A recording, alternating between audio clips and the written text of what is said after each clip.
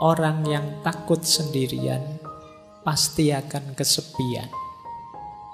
Tidak peduli berapa banyak orang di sekelilingnya. Namun orang yang belajar dalam kesendiriannya, berdamai dengan kesepiannya, dan lebih memilih kenyataan daripada ilusi persahabatan, akan menyadari kehadiran Tuhan yang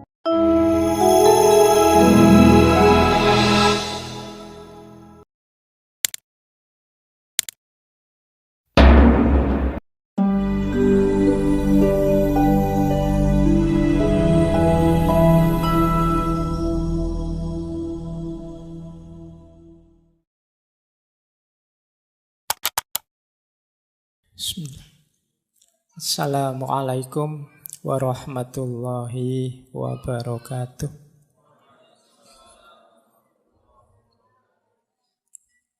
Bismillahirrahmanirrahim. Alhamdulillahi rabbil alamin. Wa bihi nasta'inu ala umurid dunya waddin. Allahumma sholli wa sallim wa barik ala habibina wa syafi'ina sayyidina wa maulana Muhammadin wa ala alihi wa ashabihi wa man tabi'ahum bi ihsanin ila yaumiddin. Amma ba'du. Bismillah. Kita mulai lagi belajar kita, ngaji filsafat kita. Oke, kita lanjutkan. Nah, yuk, tadi kan yang ruwet-ruwet, kesendirian, kesepian. Kita lanjutkan ya perjalanan kita ke ranah positifnya kesendirian. From loneliness to solitude. Bagaimana mengubah kesendirian yang tadi kesepian menjadi kesendirian yang bermanfaat, berguna untuk diri kita. Tapi sebelum itu, mari kita lakukan 5 hal ini. Biar kesendirian kita positif. Yang pertama, ayo kita terima dan kita renungi. Jadi acceptance and reflection. Aku kok merasa sendiri, aku ini kok kesendirian, akarnya apa, sebabnya apa, yang menyebabkan situasi ini apa, mentalku kah, lingkungan kah, atau apakah. Jadi ada refleksinya. Kalau sudah terus self-development itu meningkatkan diri. Oh, selama ini mungkin aku terlalu mengikuti kata hatiku, tak latihan sebentar untuk bisa melampaui rasa suka dan tidak suka. Ini self-development namanya. Mendidik diri. Nanti ada penjelasannya di belakang.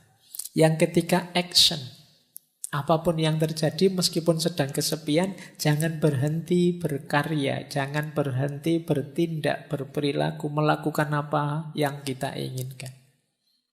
Jadi acceptance, reflection, self-development, action, dan social support. Tetap berinteraksilah dengan orang lain untuk dapat dukungan. Setidaknya ya dukungan semangat, dukungan supporter yang menegaskan bahwa masih ada kok orang yang peduli dengan kita. Kita masih ada kok teman meskipun tidak terlalu memahami kita misalnya. Itu social support. Dan yang kelima bisa lewat jalur spiritualitas. Jangan lupa, sesepi apapun hidup kita, masih ada Allah. Nah ini nanti puncaknya nanti ke sini ya. Terakhir saya ingin ngomong ini. Tapi itu tadi, hidupkan dulu, nyalakan dulu 4 yang pertama. Terimalah, kalau mampu renungilah. Kemudian perbaiki diri kalau memang harus ada yang diperbaiki. Jalankan, tetap beraktivitas, berkarya. Biar tidak runtuh kebanggaanmu pada dirimu. Setelah itu yakinlah bahwa akan selalu ada orang yang siap mendukungmu. Tegaskan social support di sekeliling kita. Pendukung orang-orang yang mencintai kita, menyayangi kita, yang anytime siap membantu kita semampu mereka. Dan yang terakhir, yakinlah bahwa kita tidak pernah ditinggal oleh Yang Maha Kuasa, oleh Allah. Kita saja yang sering lupa atau menjauh darinya. Ini akan jadi solusi agar loneliness berubah jadi solitude. Mungkin kita masih sendirian, tapi sekarang kesendirian itu produktif. Kesendirian itu manfaatnya besar. Baik lewat jalur peningkatan kualitas diri maupun lewat jalur spiritualitas. Diri kita meningkat, kedekatan kita dengan Tuhan bisa juga meningkat lewat jalan kesendirian, lewat jalan loneliness. Disitulah nanti loneliness menjelma jadi solitude. Jadi kesendirian yang positif, kesendirian yang bermanfaat. Oke, baik. Kita mulai babak kedua. Tadi babak pertama kita membahas tentang kesendirian dan kesepian, dan ikhwal tentang sisi negatifnya kesendirian. Sekarang kita mulai masuk ke sisi positifnya. Yang pertama, ada banyak norma moral maupun norma agama yang mengarahkan kita untuk sendiri dan menganggap kesendirian itu adalah keutamaan. Nanti yang agama saya bicarakan di belakang. Saya ambil contoh misalnya Mahatma Gandhi. Orang itu bisa membuktikan dirinya khususnya dalam kesendirian. Kata Gandhi, adalah mudah untuk tegak dalam kerumunan, namun memerlukan keberanian untuk tegak sendirian.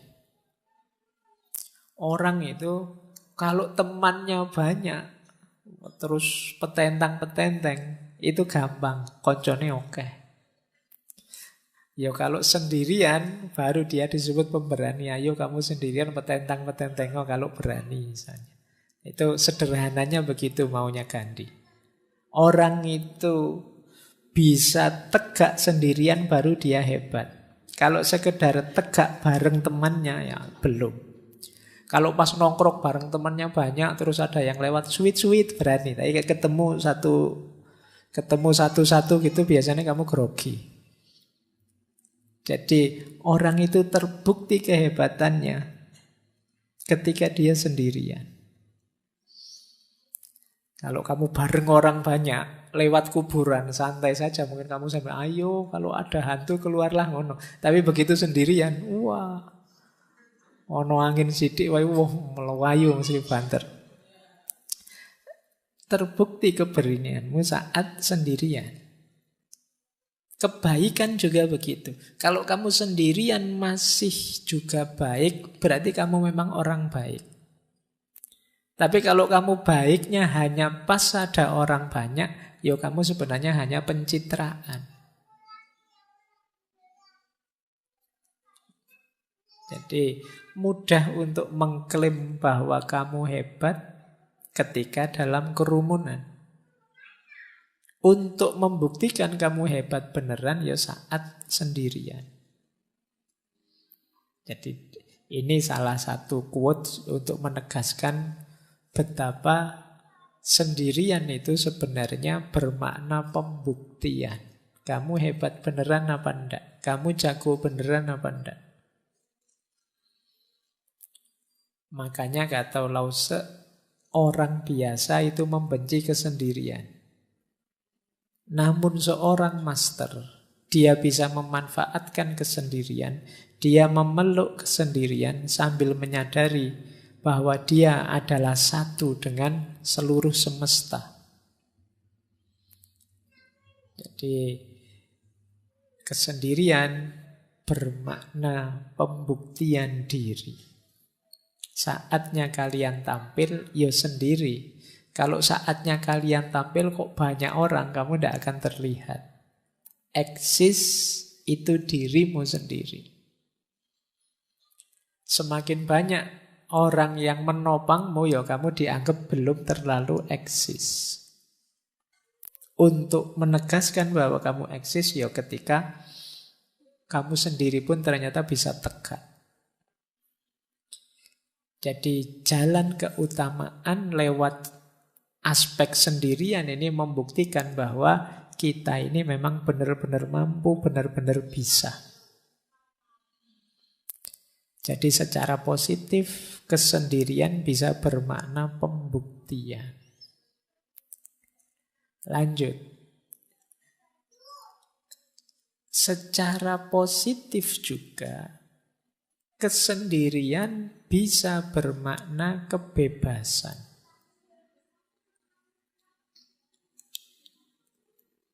Tadi sudah sekilas dijelaskan di Sartre bahwa hadirnya orang lain itu seringkali membelenggu kita. Di sini ditambahi oleh Arthur Schopenhauer yang sering kita kutip, filosof eksistensialis. Kata Arthur, seseorang bisa menjadi dirinya sendiri hanya selama dia sendirian. Dan jika dia tidak menyukai kesendirian, dia tidak akan menyukai kebebasan. Karena hanya ketika dia sendirian, dia benar-benar bebas. Ini bebas ini maknanya dua. Bebas dalam arti kita bisa melakukan apapun tanpa terhalangi, atau bebas dalam arti kita bisa melakukan apapun tanpa bantuan orang lain. Jadi ini pembuktiannya lewat apa? Lewat kesendirian. Mampu apa tidak sendirian. Dan diilustrasikan dengan unik oleh Leonardo da Vinci. Kata Leonardo da Vinci, jika engkau sendirian, engkau sepenuhnya memiliki dirimu sendiri. Jika engkau ditemani oleh satu pendamping, engkau hanya memiliki sebagian dari dirimu sendiri, bahkan kurang, sebanding dengan kesembronoan perilakunya. Dan jika engkau memiliki lebih dari satu pendamping, engkau akan jatuh lebih dalam ke dalam penderitaan yang sama. Kalau kita sendiri, kita memiliki diri kita utuh. Tapi kalau ada teman satu saja, ya kita memiliki diri kita setengah. Yang setengah miliknya teman tadi. Kita kan berusaha mengadaptasikan dengan teman. Misalnya teman kita, saya itu tidak seneng lihat orang pakai baju merah, yo. Padahal kita ingin pakai baju merah karena bareng teman ini, akhirnya kita nego tidak pakai baju merah. Kita tinggal setengah. Ada teman kok nginep di kos. Tiba-tiba bilangnya, saya kalau lampu nyala tidak bisa tidur. Sementara kita kalau tidur lampunya nyala. Kita tinggal setengah diri kita. Itu kalau temannya satu. Kalau temannya tiga, diri kita tinggal seperempat. Nego dengan 4 teman ini mungkin maunya beda-beda. Saya tidak bisa tidur kalau tidak lampu disco. Saya tidak bisa tidur kalau tidak lampu, misalnya. Apa tidak puyeng kamu? Akhirnya semalam tidak tidur itu mikir lampu. Jadi semakin banyak orang ya semakin banyak negosiasi-negosiasi. Kalian harus menemukan intersubjektivitas, kesepakatan bersama. Semuanya bilang saya tidak bisa tidur kalau begini, saya tidak bisa tidur kalau begitu. Ya sudahlah, kita semua malam ini tidak usah tidur. Kita ngobrol saja. Ini negosiasi. Dalam hidup bersama memang begitu. Makanya semakin kita sendirian, semakin kita bebas.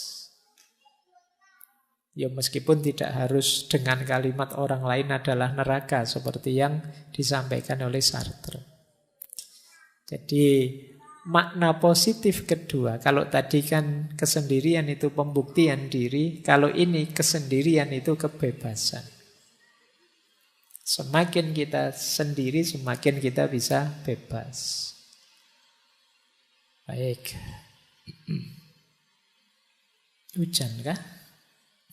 Bukan. Kita lanjutkan. Yuk. Nah, pembuktian diri sudah, kebebasan sudah. Makna positif kesendirian selanjutnya adalah pemenuhan diri.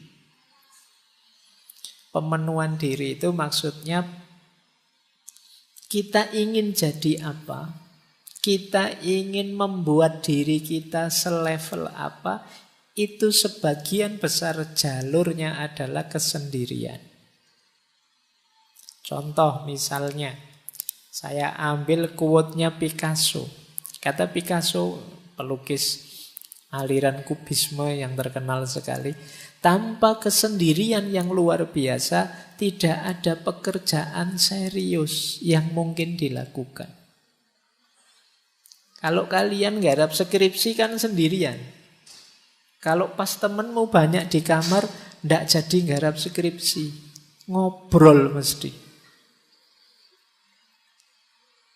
Saya ndak sendirian juga ndak banyak teman Pak, berdua Pak. Kalau berdua ndak jadi skripsi. Mungkin jadi yang lain.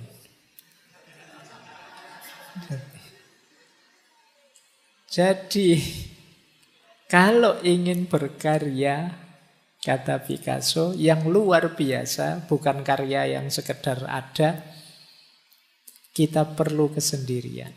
Tanpa kesendirian yang luar biasa, tidak ada pekerjaan serius yang mungkin dilakukan.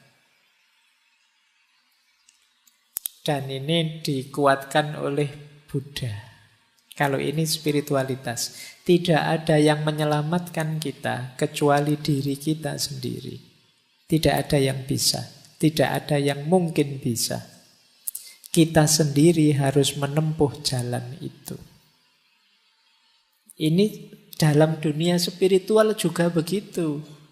Kalau kita tidak berjalan menuju Allah sendiri, sehebat apapun guru kita, sedahsyat apapun torekot kita, aliran kita, tidak terlalu manfaat. Kalau kitanya sendiri tidak jalan.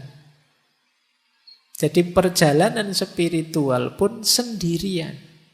Meskipun ada yang ngasih petunjuk, ada yang nuntun, ada yang menemani, tapi masing-masing berjalan di jalannya sendiri-sendiri. Tidak bisa diwakilkan. Tidak bisa kok, saya sudah berguru pada ustadz ini atau ulama ini, kan sudah Pak, ulama saya hebat sekali Pak, selesai sudah. Ya enggak.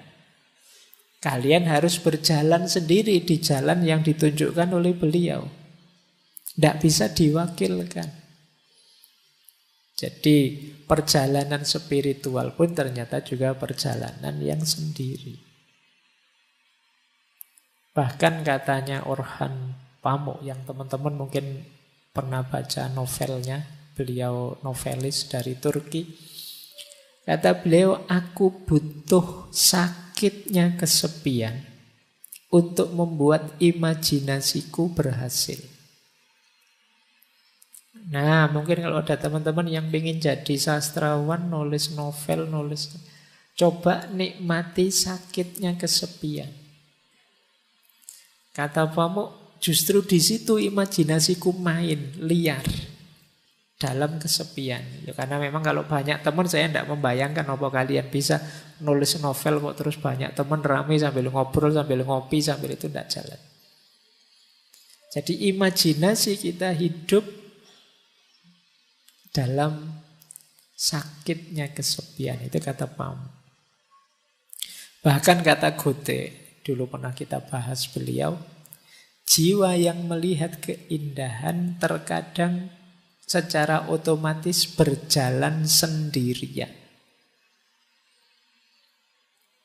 Orang yang menemukan sesuatu yang indah, biasanya dia tidak pakai mikir lagi, ingin meraih yang indah itu, meskipun banyak orang lain menganggap itu tidak indah.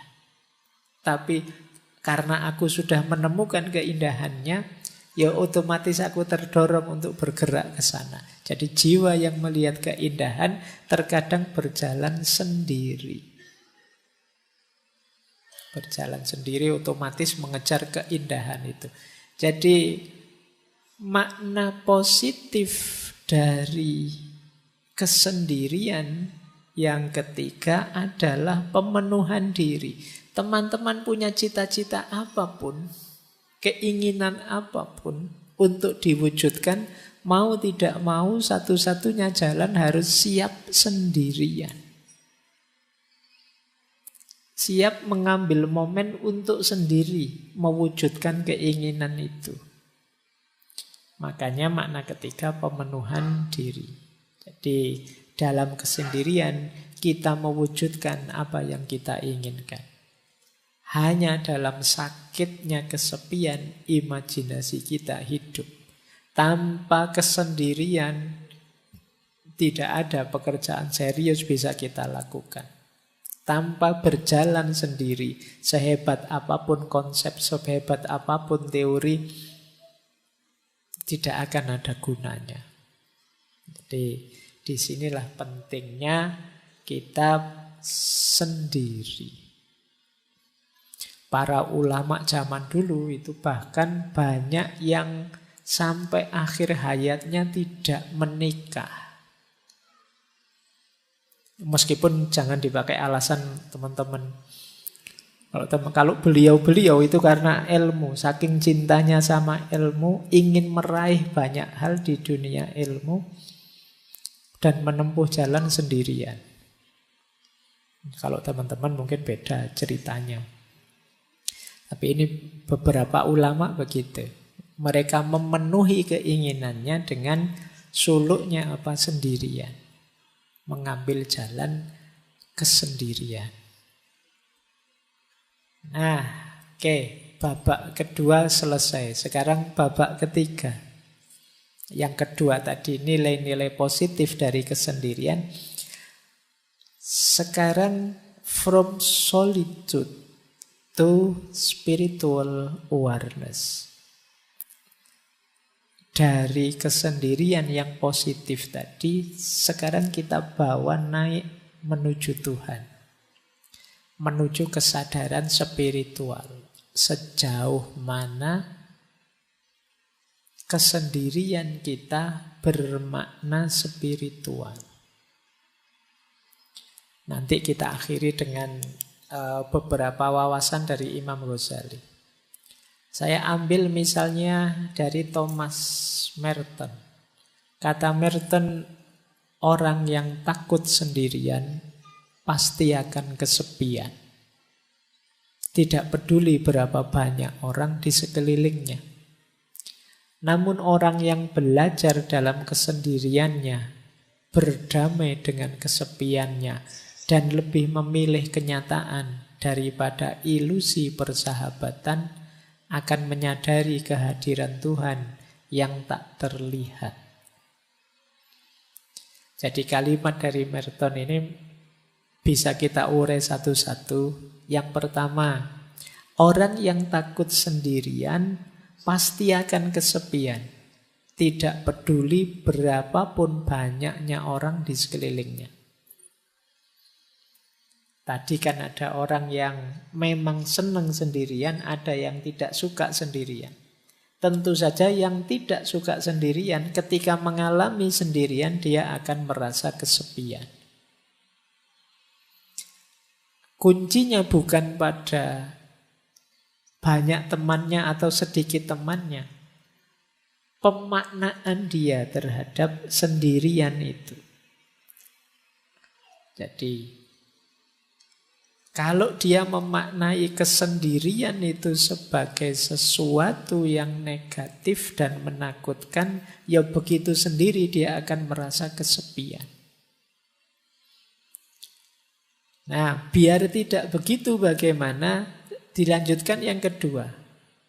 Mari belajar dalam kesendirian, berdamai dalam kesepian. Belajar sendirian, berdamai dalam kesepian. Berdamai dalam kesepian berarti kita bisa menerima. Tidak apa-apa ya Allah, saya sendirian asal Engkau ridho. Itu bisa menerima. Tidak apa-apa, saya jomblo kalau ini memang keinginanmu ya Allah. Nah, jadi ini berdamai dengan kesepian, dengan kesendiriannya. Dan lebih memilih kenyataan daripada ilusi persahabatan. Kenapa persahabatan di sini disebut ilusi? Ini seperti yang disampaikan di awal tadi. Tidak mungkin ada persahabatan yang sama sekali tidak mengandung perpisahan. Tidak mengandung kesendirian. Perpisahan itu kan kesendirian. Maka antara yang ilusi dan yang hakiki, pilihlah yang hakiki. Tadi ternyata yang hakiki ya kesendirian. Kalau mentalku sudah mental yang siap sendiri, meskipun ditinggalkan oleh sahabat, ya aku kuat. Meskipun temanku pergi semua, ya aku sanggup. Dan ini yang terakhir, pada akhirnya orang yang siap menghadapi kesendiriannya, justru dia akan menemukan kesadaran diri yang paling dalam, yaitu Tuhan. Dalam kesepianmu yang paling puncak, kalian justru akan menyadari hadirnya Tuhan. Inilah from solitude to spiritual awareness. Dari kesendirian menuju kesadaran spiritual. Itulah mengapa dulu Rasulullah itu setiap momen tertentu yang masyhur kan saat bulan Ramadan, beliau menyendiri. Istilahnya bertahanus, kalau bahasa sufinya kholwat uzlah, ke Gua Hira. Jadi kesendirian ini tujuannya apa? Yuk, dalam rangka menyadari hadirnya Tuhan. Jadi tadi ada sisi negatifnya kesendirian, namanya kesepian. Tapi juga ada sisi positifnya. Dan sekarang sisi yang positif itu kita bawa berjalan ke ranah spiritual. Kita lanjutkan, belajar lagi. Kata Osho lagi tadi, Osho sudah kita kutip ya. Perjalanan ke dalam diri adalah perjalanan menuju kesendirian yang absolut. Engkau tidak dapat mengajak orang lain ke sana bersamamu. Ini sama dengan Hermann Hesse yang menulis novel tentang Buddha. Kita harus menjadi sendiri. Sangat sendiri. Lalu kita menarik diri ke dalam diri yang terdalam. Mungkin rasanya sangat sepi. Ini memang jalan penderitaan yang pahit. Tetapi kemudian kesendirian kita akan teratasi. Kita tidak lagi merasa kesepian. Karena kita menemukan bahwa dalam diri kita yang terdalam ada jiwa, yaitu yang ilahiyah yang tak terpisahkan. Lalu kita menemukan diri kita berada di tengah-tengah dunia, namun tidak terganggu oleh keserbaragamannya. Karena jiwa kita yang paling dalam itu membuat kita tahu bahwa diri kita adalah menjadi satu dengan semua makhluk. Jadi kesadaran spiritual itu nanti bertahap. Yang pertama kesadaran bahwa hakikatnya kita sendiri. Karena hakikatnya kita sendiri terus kita masuk ke dalam diri. Saat kita masuk ke dalam diri, di situ kita ketemu inti diri kita yang sifatnya ilahiyah. yang disebut ruh. Kesadaran ruhaniyah ini kalau memang sudah kita pahami, pada akhirnya kita akan kembali lagi ke dunia, tapi sudah tidak tergoda lagi. Dengan kesadaran bahwa semua makhluk hakikatnya satu, yaitu ciptaannya Allah, citranya Allah, citranya Tuhan. Inilah from solitude to spiritual awareness. Jadi diawali dari sendiri yang tidak kesepian, dilanjutkan dengan perjalanan ke dalam diri, dipuncai dengan kesadaran ilahiyah, diterapkan dalam hidup sehari-hari, yang tidak merasa ada bedanya semua makhluk dan tidak tergoda oleh warna-warni duniawi. Inilah from solitude to spiritual awareness. Konkretnya apa kalau dalam dunia tasawuf? Uzlah. Ada 3 istilah dalam dunia tasawuf yang dekat dengan uzlah. Ya, yang pertama uzlah itu sendiri, yang kedua zuhud, yang ketiga kholwat.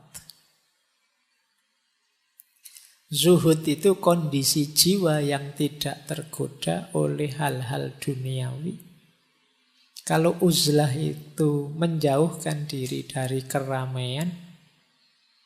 Kalau kholwat itu memisahkan diri dari keramaian, berdua dengan yang dicintai, yaitu Allah. Jadi uzlah itu menjauhnya, kholwat itu berduaannya. Kemudian dari sini bisa melahirkan jiwa yang zuhud, jiwa yang tidak tergoda oleh hal-hal duniawi.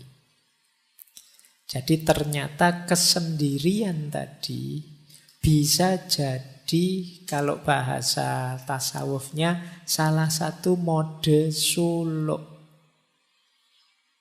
perjalanan kita untuk menuju Allah. Jadi yang tadi berawal dari kondisi jiwa, psikologi kita, ternyata bisa kita manfaatkan untuk perjalanan ilahiyah. Kesendirian kita ternyata bisa bermakna spiritual. Kita lihat ya, ini ayatnya. Jadi mana sih ayat yang menyarankan kita memperhatikan diri kita sendiri, jangan terlalu sibuk dengan orang lain? Ada di surat Al-Maidah ayat 105. Wahai orang-orang yang beriman, ya ayyuhalladzina amanu alaikum anfusakum. Alaikum anfusakum itu ya atas diri kalian, jiwa-jiwa kalian diri. Maksudnya apa? Perhatikanlah diri kalian sendiri. La yadurrukum man dhalla idza tadaitu. Tidak mungkin bisa membahayakanmu, mencelakakanmu orang-orang yang sesat kalau kalian sudah mendapat petunjuk. Berarti apa? Tadi jiwa kita ini ayo kita bawa untuk memperoleh hidayah, memperoleh petunjuknya Tuhan.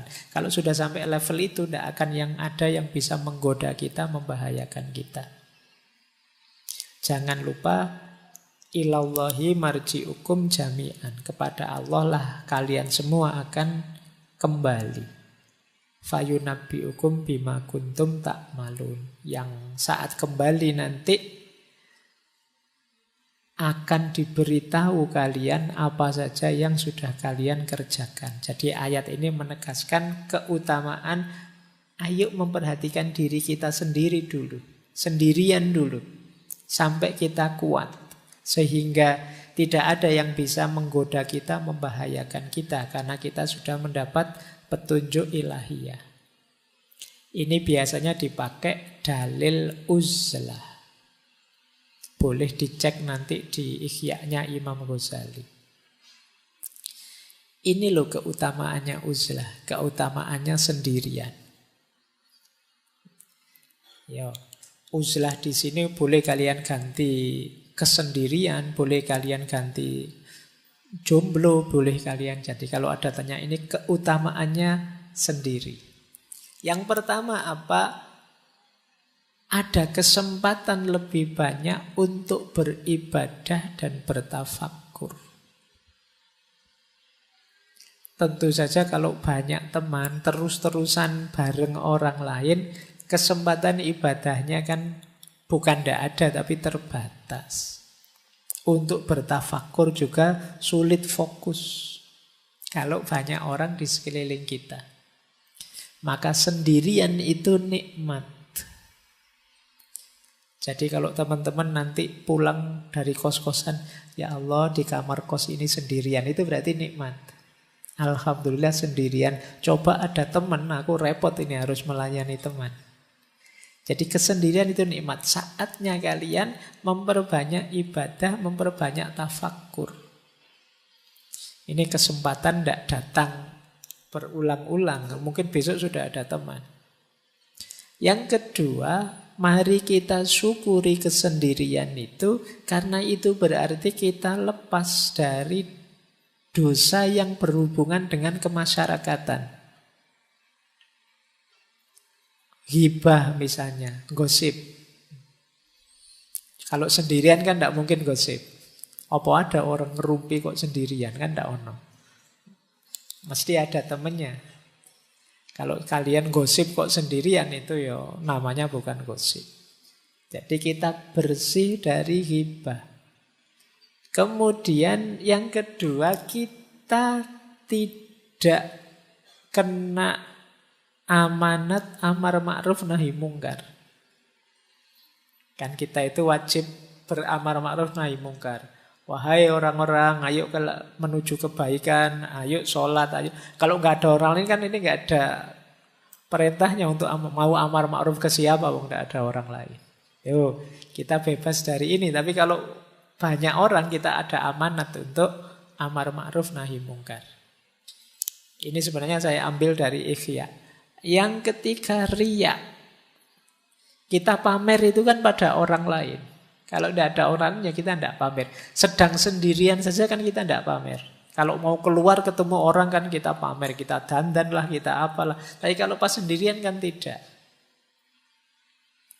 Terus yang keempat, kita terlindungi dari perilaku-perilaku buruk. Mengumpat, memfitnah, mencela. Tidak ada orang lain. Loh, paling tidak kan kita selamat dari empat ini. Jadi teman-teman jangan mengeluh, jangan protes, jangan sedih kalau oleh Allah ditakdir jomblo abadi lama sekali. Kok tidak ada teman, ya Allah, tidak apa-apa. Itu kesempatan kita diberi fasilitas bebas dari dosa-dosa kemasyarakatan. Jadi alhamdulillah, itu kan gitu. Jadi ini utamanya uzlah, menjauh sebentar dalam kesendirian kita mendekat pada Allah. Kemudian membebaskan diri kita dari pertengkaran dan perselisihan. Ya tidak mungkin gegeran wong kita sendirian. Juga menyelamatkan kita dari ngobrol yang tidak ada gunanya. Basa-basi yang sia-sia menghabiskan waktu saja. Jadi kalau tidak ada orang lain kan kita tidak mungkin ngobrol yang aneh-aneh ya. Sudah apa-apa ya to the point saja. Sudah sesuai yang kita inginkan ya. Kalau mau ibadah ya ibadah, mau tafakur ya tafakur. Kemudian untungnya uzlah juga ya menyelamatkan diri dari gangguan dan godaan orang lain. Sekitar kita ini kan banyak sekali godaan demi godaan. Kalau kita pas sendirian paling tidak selamat lah. Tidak ada godaan. Kalau pas bareng-bareng gini kan godaannya banyak. Kalian misalnya ngelirik, wah HP-nya baru, HP-ku kalah, ini sembunyiin aja. Ini kapan ya aku bisa beli HP baru? Tadi nggak mikir gitu, sekarang jadi mikir itu. Waduh temanku sekarang sudah sukses, kapan ya aku suksesnya? Tadi nggak mikir itu, sekarang mikir itu. Wah, temanku pasangannya kok cakep, aku kapan ya dapet. Itu karena berinteraksi. Jadi ada untungnya ternyata kita uzlah, menjauh. Kemudian yang kelima, putusnya harapan orang banyak atas kita dan harapan kita atas orang banyak. Karena kita agak terpisah dari mereka, ya orang banyak tidak lagi berharap pada kita. Kita juga tidak berharap pada mereka. Bukan berarti jelek berharap pada orang lain atau kita jadi tumpuan harapan orang lain. Tapi kadang-kadang kalau lupa batas seperti yang saya jelaskan di depan tadi, ini bisa jadi sumber kesedihan, sumber stres. Orang lain berharap kita itu ya wong mahasiswa, mbok yo hidup yang tertib, kalau adzan ya ke masjid. Kalau itu kan mungkin orang lain berharap itu dan kita tertekan dengan itu.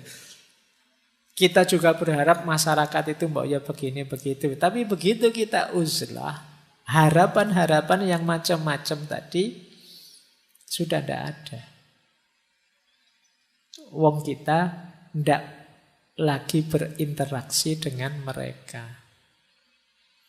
Jangan lupa uzlah ini bukan berarti untuk selamanya kita berpisah dengan masyarakat. Uzlah ini lebih pada melatih jiwa kita, melatih diri kita agar tidak mudah tergoda. Agar kuat. Pada saatnya mungkin kembali ke tengah masyarakat kita sudah kuat. Jadi uzlah ini ada yang pakai istilah bagian dari riyadhah, latihan, melatih jiwa. Ketika kita uzlah, kita tidak banyak berharap pada masyarakat, kita lebih bersandar pada Allah. Ya nanti setelah kembali ke masyarakat kita juga begitu. Ketika kita uzlah, kita bisa fokus memperbanyak ibadah dan tafakur, tidak tergoda oleh kesibukan di sekeliling. Ya nanti saat kembali juga masih begitu. Itu gunanya uzlah. Jadi riyadhah, latihan, melatih jiwa kita. Kemudian kalau itu orangnya bodoh, tidak pinter kayak kita semua ini, uzlah itu menyelamatkan. Orang lain selamat dari kebodohan kita. Dan kita juga selamat dari bodohnya orang lain. Nah, jadi ini keutamaan-keutamaannya uzlah. Hidup sendirian.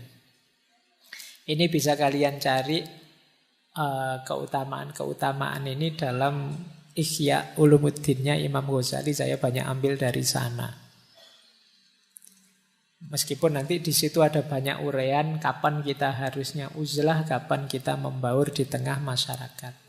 Tapi itu mungkin lengkapnya kita jelaskan minggu depan. Tapi malam hari ini kita sadari dulu bahwa ternyata kesendirian itu indah. Kesendirian itu positif. Kesendirian itu bisa membuahkan banyak manfaat untuk hidup kita. Nah, ini menarik.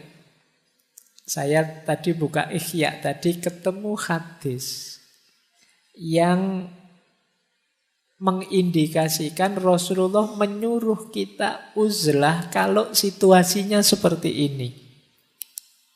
Saya bacakan ya.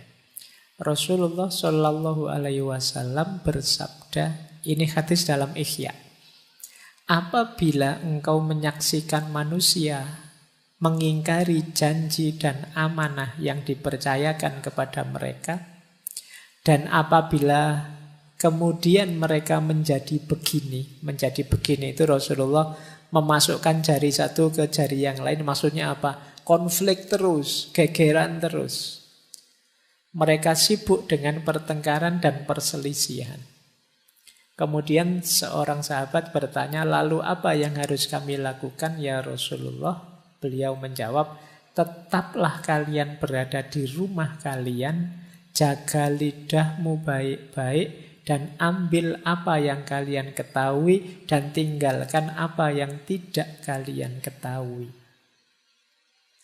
Karena itu tetap sibuklah dengan urusan kalian sendiri, dan tinggalkan urusan orang banyak. Hadis ini menarik ya. Jadi kalau situasinya orang yang diberi amanah kok terus banyak yang khianat, kemudian masyarakat secara umum sukanya kok konflik, wae gegeran aja.